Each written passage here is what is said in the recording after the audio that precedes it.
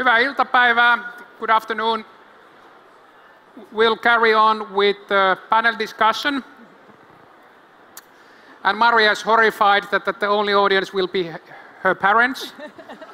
So if somebody would like to step in a bit closer, this is your moment. Come closer. Eric. And we'll get started fairly soon. I think that we have 28 minutes left for the panel discussion. And then Maria has done a lot of good work for the screening us and preparing us so we have the right answers as well. So Maria, why don't you take over? Okay, thank you, Kim. Yeah, we are here today to talk about how to scale businesses. The Nordic venture industry has had some great years and is booming. And businesses are being started and funded, and everything is great. And fostering innovativeness and entrepreneurship has become the new strong spirit and force in creating the new and renewing the old. And we are here today to talk about the art of scaling businesses, new businesses. What does it take to take a business through the initial scaling hurdles and make them true, real, strong, sustainable companies? And how do we master the scaling of these companies? What are the success factors? And we have some really great panelists here that you should all come to listen to. Really seasoned people. We have Marianne Udeman, an international brand and digital marketing specialist turned investor at Creator Ventures. One of the first early stage funds in Europe, really focusing on helping companies scale in a very hands-on manner. And we have Otto Kukkonen, a professional investor specialist, having done his years in London with Merrill Lynch and RIT, and now founder of Devco Partners, an investment company focusing on scaling Nordic SMEs. And then we have our tremendous conferencier who has been reviving this whole event the whole day. He is. And I have lost the whole audience so far. Yeah, no, you haven't. But is your mic working? Is the mic working? Yeah, okay. Anyway, I lost. Okay. Yeah, he is a startup investor, a columnist, and a serial entrepreneur with 2 exits under his belt after 20+ years of entrepreneurship. And actually, Kim scaled 2 businesses in parallel, the international data erasure success Blanco and OK Teline within construction outsourcing. And then we have Mikael Gumeros, already a seasoned entrepreneur in a fierce scaling phase with his company Frosmo. Frosmo has already many offices in Europe and in Asia. It's covering 12 markets, 100+ employees, and 37 nationalities. I hope I got it right. And he's on a quest to get Frosmo every e-commerce UI on the planet. So we'll get right onto this exciting panel. And I will start by asking you, Mikael, what are your scaling tactics now? And what has been vital getting where you are? Whoa, that was very broad and good question. Our scaling tactics right now are based on a few years of work. So these international markets which we are scaling are based on people who opened the markets here from Helsinki. So for example, for UK market, we hired a British person living here in Helsinki, and he started to sell from Helsinki to UK, and once we gained critical amount of revenue, recurring revenue from UK. He then moved there to London and became our country manager or director for UK. And now we have 12 markets like that, so we don't need to look for country directors, but they've all been trained here in Helsinki and they've actually done business and created revenue at the market. So that is one side of the scaling tactics, just letting them hire more sales guys around them. And then the other part is then what we do here in Helsinki at the headquarters, where we have 85 people. We're trying to understand and create processes and how to make them run so that we're not in chaos what we used to be, or we're still in pretty much chaos, but not as much chaos as we used to be for the first few years of business.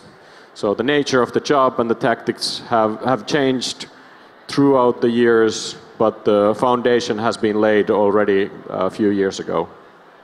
Yes. And Kim, you started Blanco from Joensuu up in the north, and you became international very quickly, right? Yeah, so what was crucial for you when you did this? What was the, like, when did you realize, oh, did you scale directly, or when did you realize, wow, I'm in a scaling phase?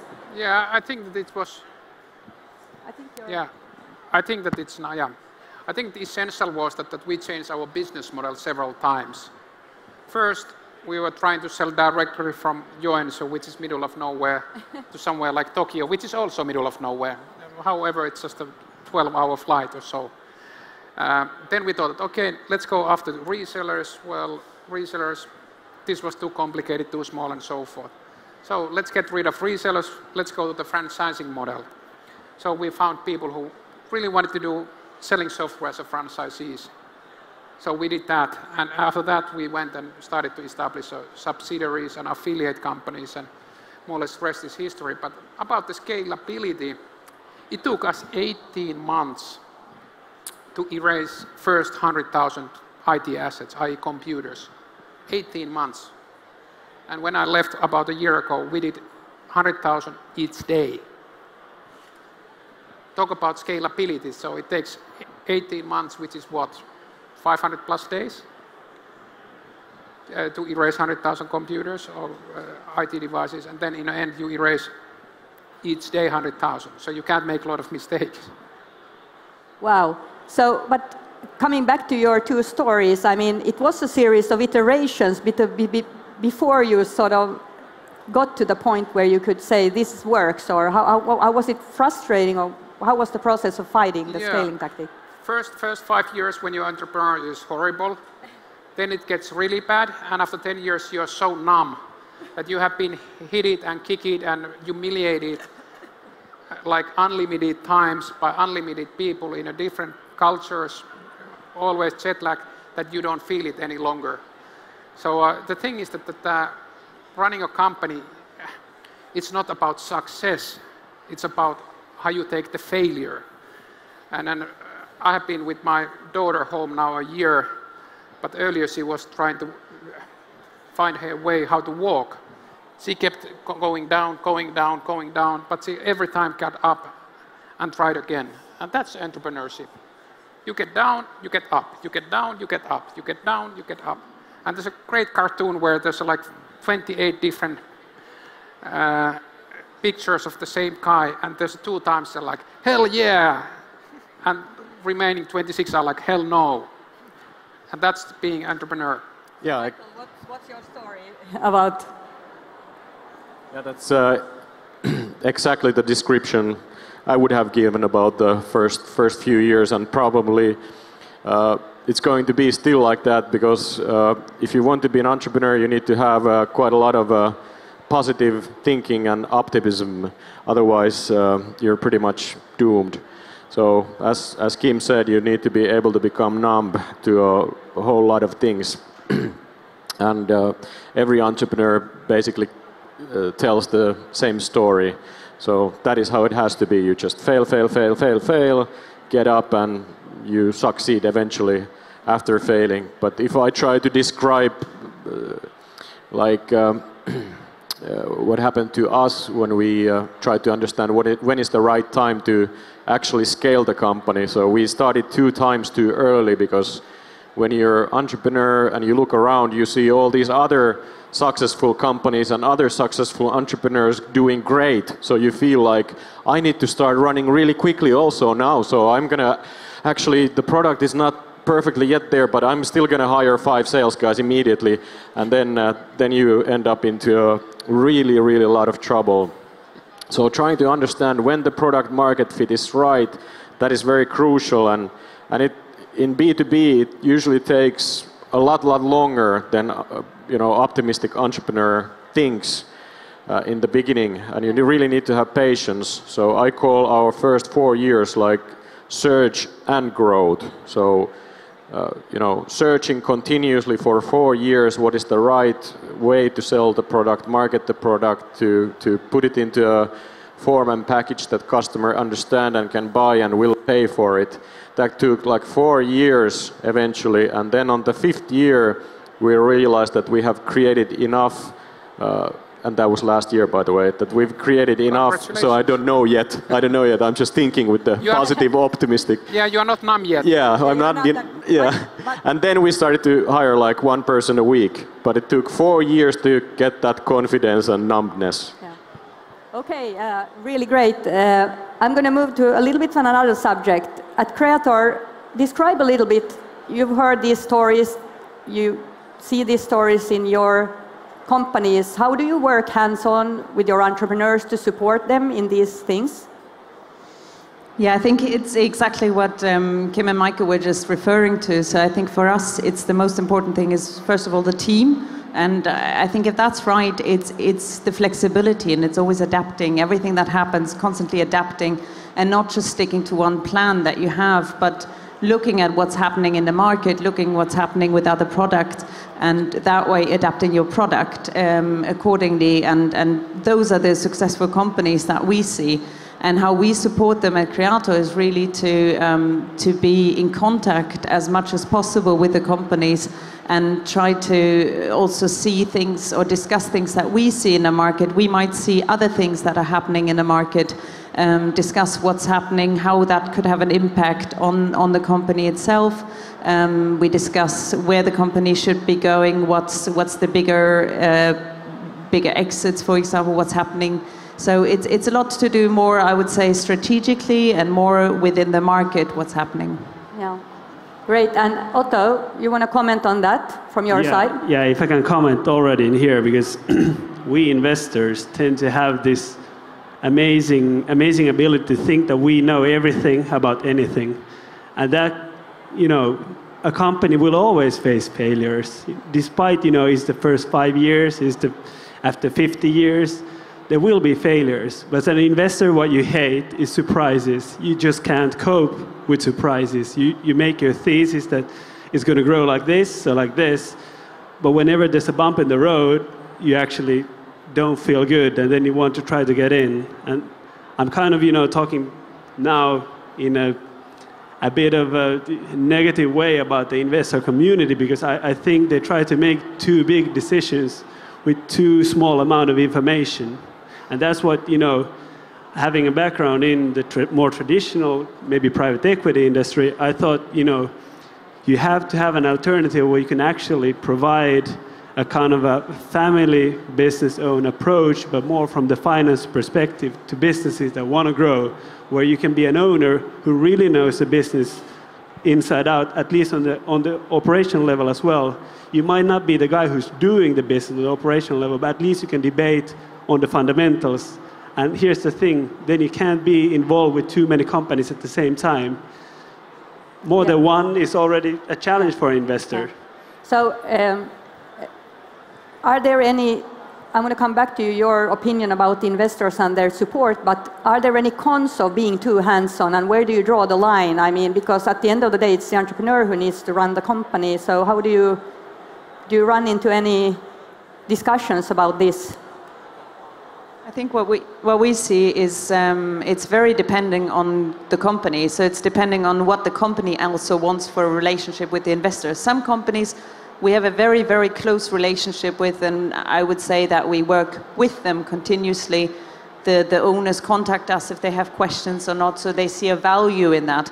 Other companies that we don't work so close with because they rather want to do their thing, and we support where we can, but that's also okay. I think it's a part of a personality question, and it's not this way or that way that works. And you were just saying that as an investor, we don't know everything. And yes, I think the founder is always the one that needs to know the product the best, and where the investor can steer maybe a bit more is especially, I think, strategically with regards to what's happening in the market, and what's happening with other companies, what's happening with investment on that side, helping maybe with recruitments and how to internationalize these more strategic questions. want to comment on that just shortly? Yeah, I think, no matter it's a small company or a big company or, a listed company, the problem is that often they say the board of directors should be responsible for the big strategic decisions, but I think those strategic decisions are made from from the dark side, not knowing really the fundamentals of the business.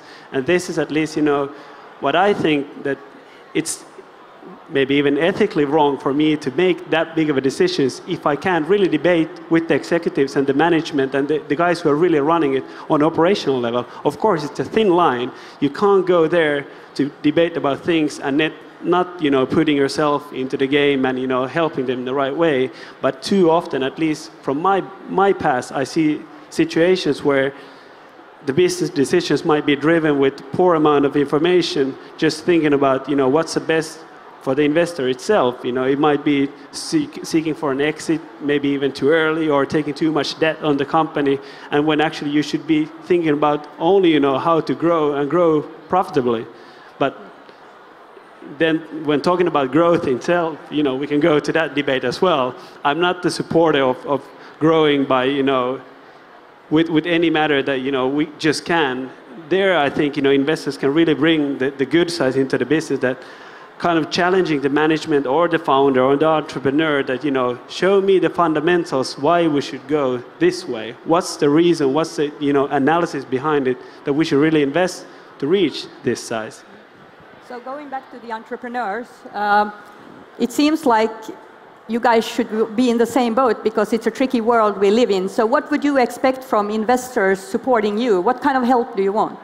Yeah, before I became an investor myself, I actually wrote a column that there's not such thing as smart money, there's just money. And then I started to invest myself into companies and I said, hey, I have smart money. So I think that depending on your role, you will fine-tune your message.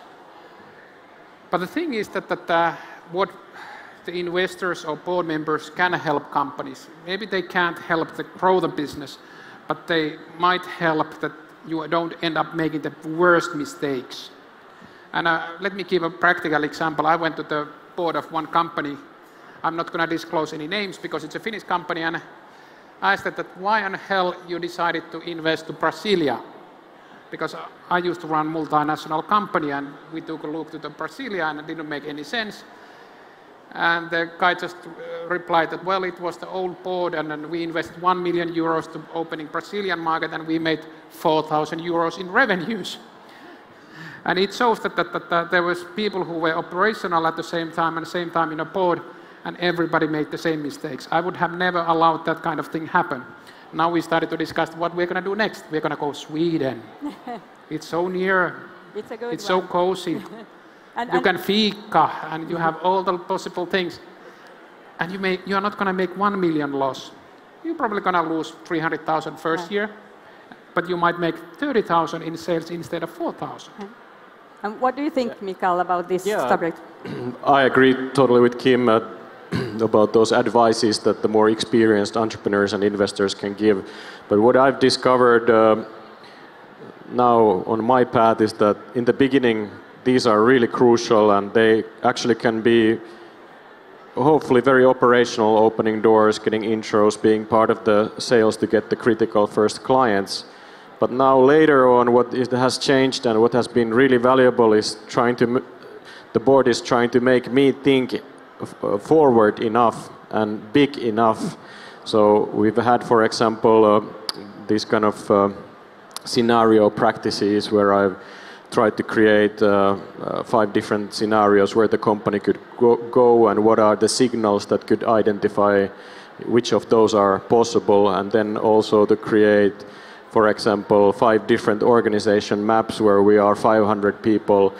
And it doesn't need to be like a plan, but it's just to try to make me think in different ways to prepare what if these and these kind of things start to happen.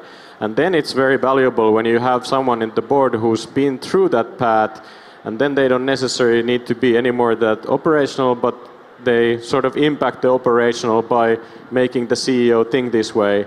And I really had for too long time this idea that I want the company to grow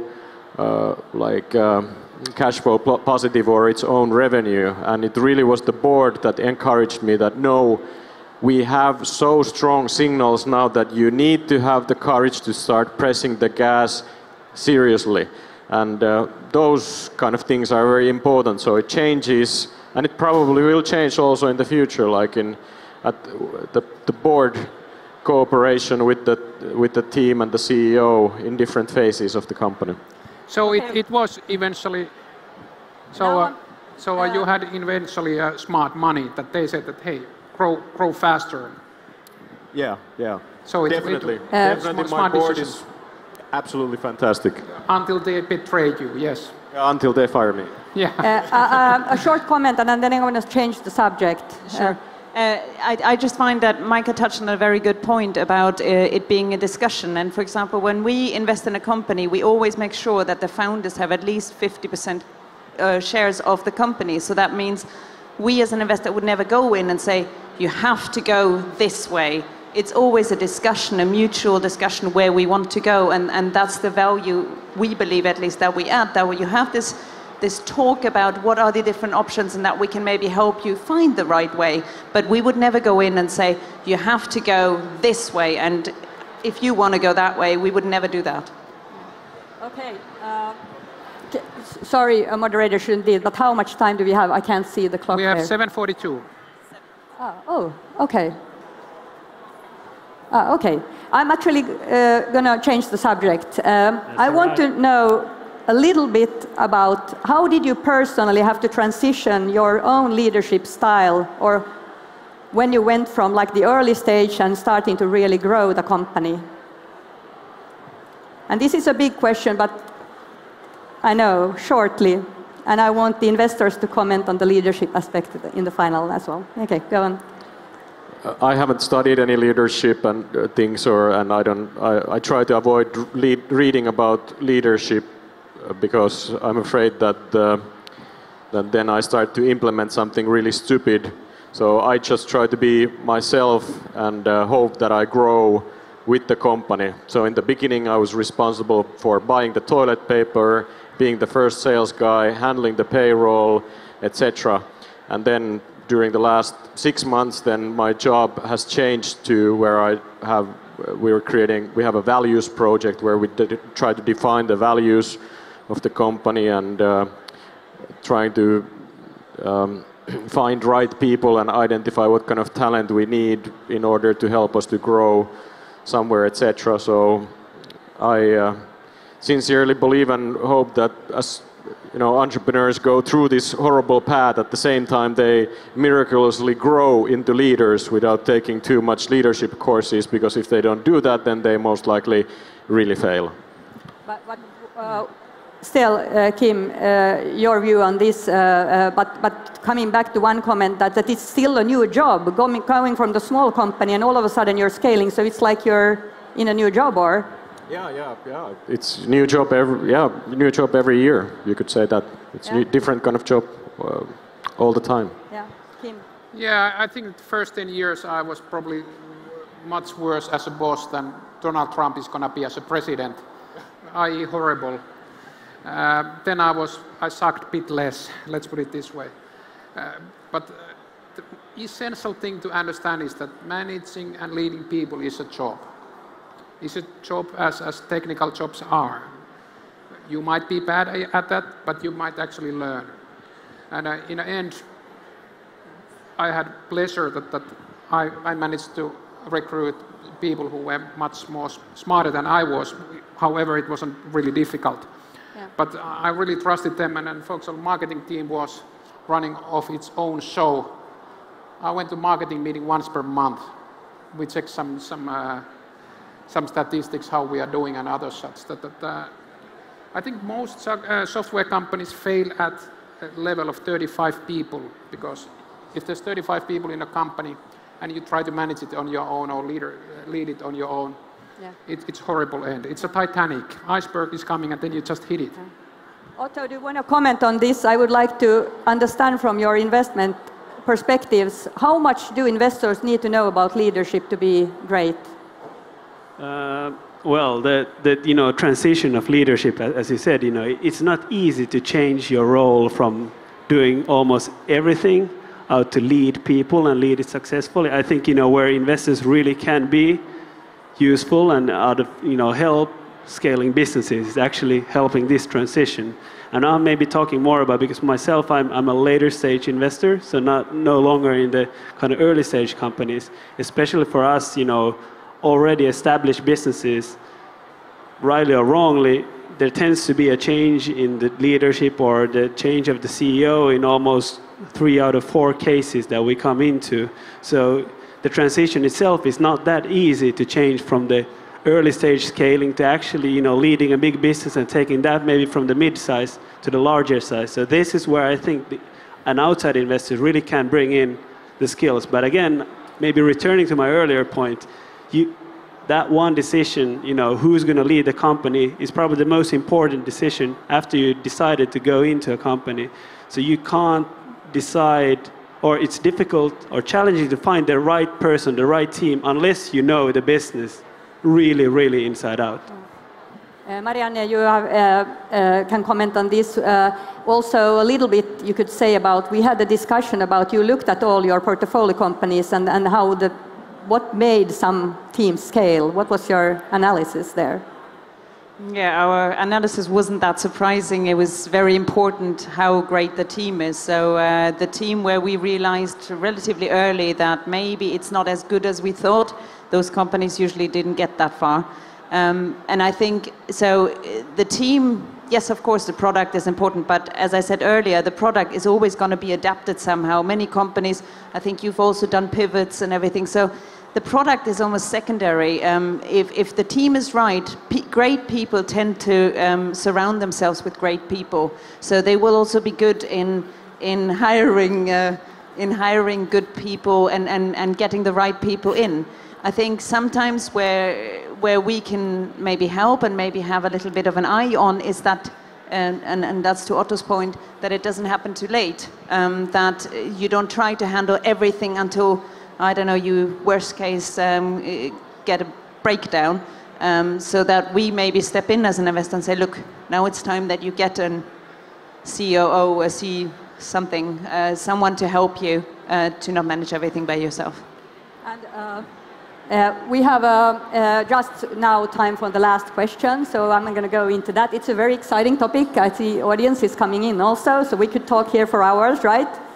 But coming back to this, you also said, Marianne, I'm just going to quote if that's okay, that you looked at which founders were successful, and typically you were telling me that it was those who were listening and adapting really quickly. They didn't shut down about the ideas. They took in all kinds of information and they acted in either way, in their way or whatever, upon that.